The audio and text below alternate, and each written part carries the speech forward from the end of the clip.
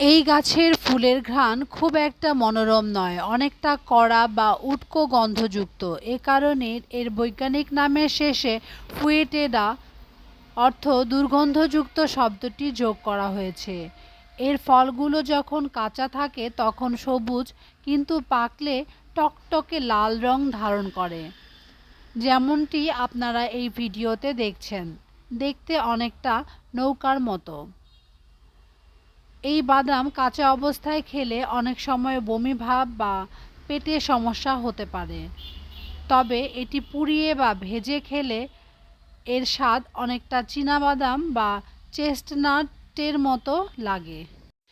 এর বীজে প্রচুর পরিমাণে প্রোটিন এবং চর্বি থাকে। আয়ুর্বেদ ও লোকচিকিৎসার এর বিভিন্ন অংশের ব্যবহার আছে।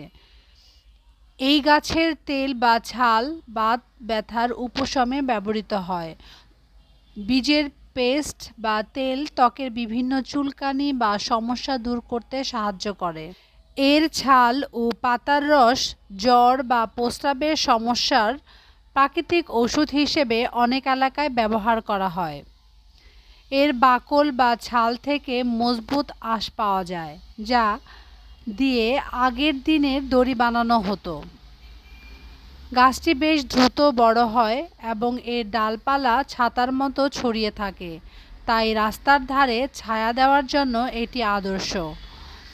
অনেক জায়গায় এই বাদামকে বাদর বাদাম বলা হয়, কারণ বানররা এই ফল খেতে খুব পছন্দ করে। আপনাদের যদি ভিডিওটা ভালো লাগে তাহলে অবশ্যই কমেন্ট করে জানাবেন। ধন্যবাদ।